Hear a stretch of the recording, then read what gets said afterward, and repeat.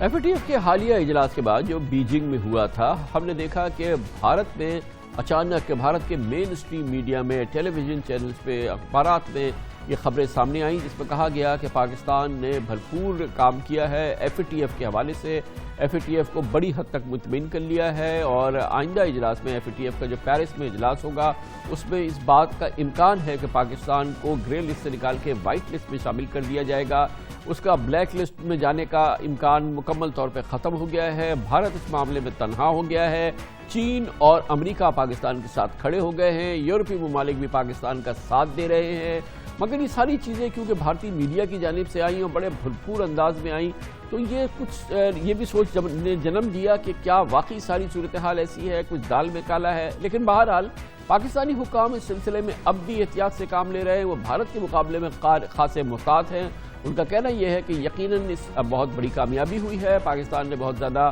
اس سلسلے میں پیش رفت کی ہے، مگر اب بھی یہ کہنا قبل از وقت ہوگا کہ فروری کے وسط میں جب FATF کا اجلاس ہوگا تو پاکستان کو گرے لسٹ سے نکال دیا جائے گا، وہ وائٹ لسٹ میں چلا جائے گا، اور یہ سب معاملات جو ہیں وہ شاید ابھی اس بارے میں حتمی رائے قائم کرنا ممکن نہیں ہے۔ ہاں، یہ رائے ضرور قائم کی جا سکتی ہے کہ اب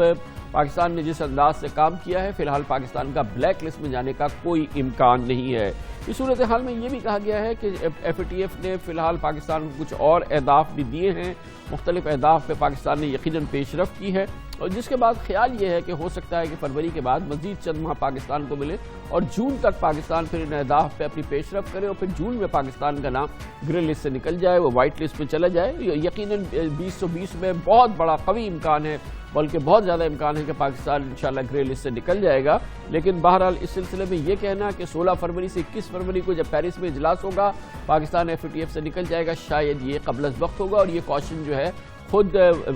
وزیر معاشیات جناب حماد اظہر نے بھی اس کا اظہار کیا ہے، اور انہوں نے کہا ہے کہ اس وفد پاکستانی وفد کو لیڈ کر رہے تھے بیجنگ میں، ان کا بھی خیال ہے کہ اس میں ذرا احتیاط سے کام لینا چاہیے۔ یہ پوری صورتحال جو ہے وہ بہت ہی دلچسپ ہے، اس پر ہم مزید بات کرتے ہیں، اور اس کے لیے ہم نے ایک بار پھر دعوت دی۔ ہمارے ساتھ موجود ہیں جناب Imtiaz Gul, director centre for research and security studies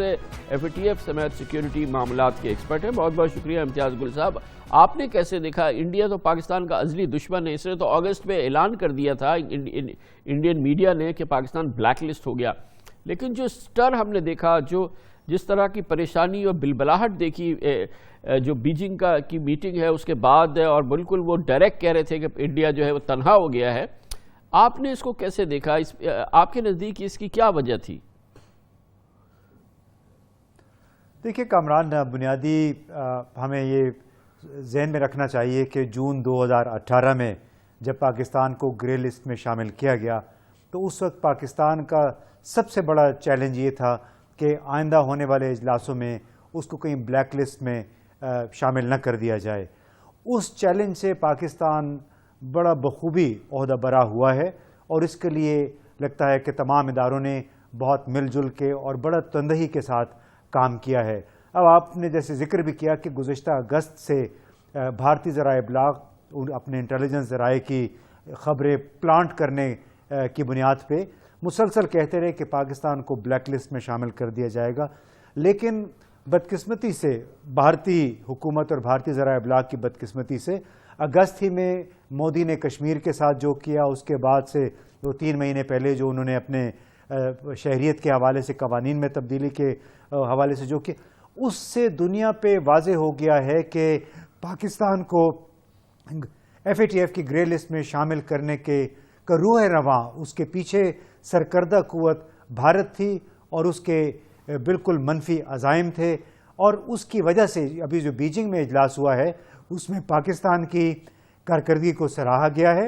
اور ہمیں توقع یہ نہیں کرنی چاہیے کہ گرے لسٹ سے نکل جائیں گے، لیکن وہ جو خطرہ تھا کہ شاید بلیک لسٹ میں چلے جائیں وہ خط ٹل گیا ہے، اور اب میں سمجھتا ہوں کہ اس حد تک پاکستان نے کام کیا کہ چین، ترکی، ایون امریکہ، کیونکہ ایلس ویلز آئی تھیں گزشتہ دنوں یہاں پہ، تو انہوں نے بھی کہا کہ ہماری خواہش ہے کہ پاکستان FATF کی گرے لسٹ سے نکل جائے۔ تو ایسے لگتا ہے کہ بڑا بنیادی طور پہ فاؤنڈیشنل کام ہوا ہے اس حوالے سے۔ اب ضرورت اس امر کی ہوگی کہ یہ کام ہم اسی تندہی کے ساتھ جاری رکھیں، اور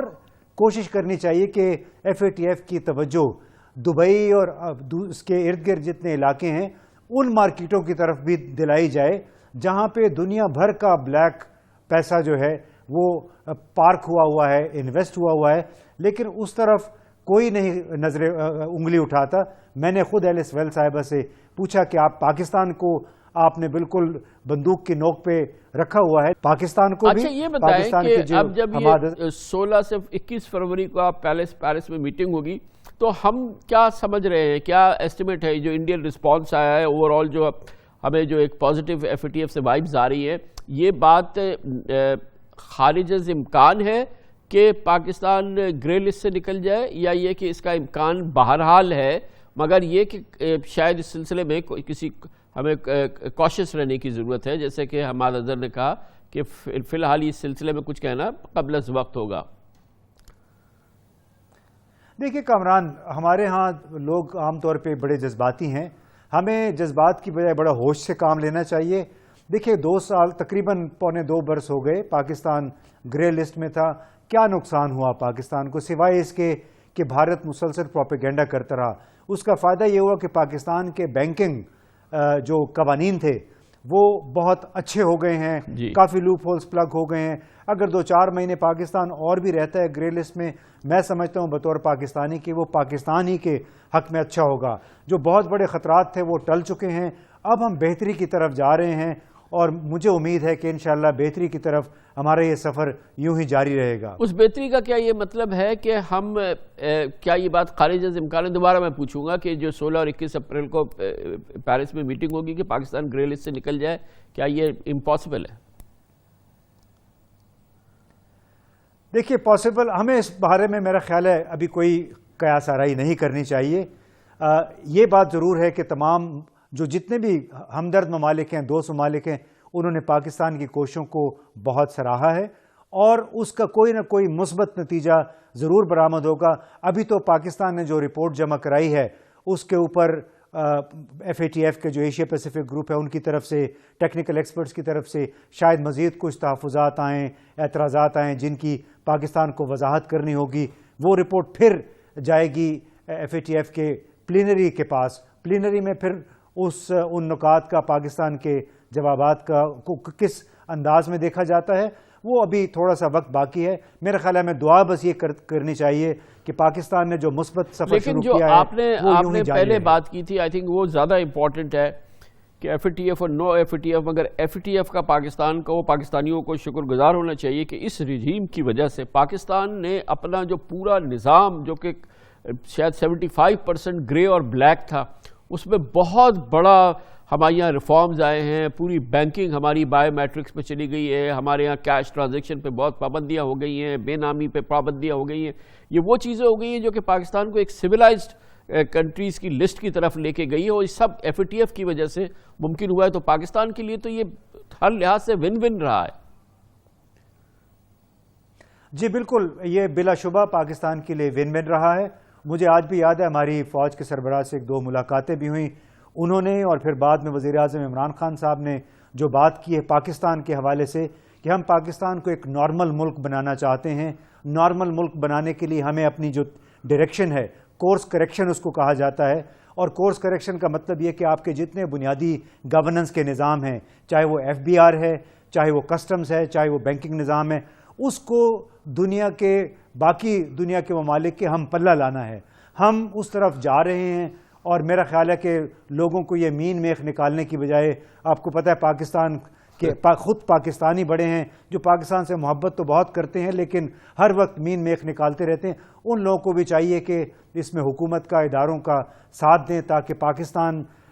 نے جو سفر شروع کیا اس میں مزید بہتری لائی جا سکے، اور دنیا کے ہم جہاں آنکھوں میں آنکھیں ملا کے بات کر سکے کہ ہمارا نظام آپ سے کم تر نہیں ہے۔ بہت بہت شکریہ جناب امتیاز گل ہمارے ساتھ موجود۔ شیخ رشید احمد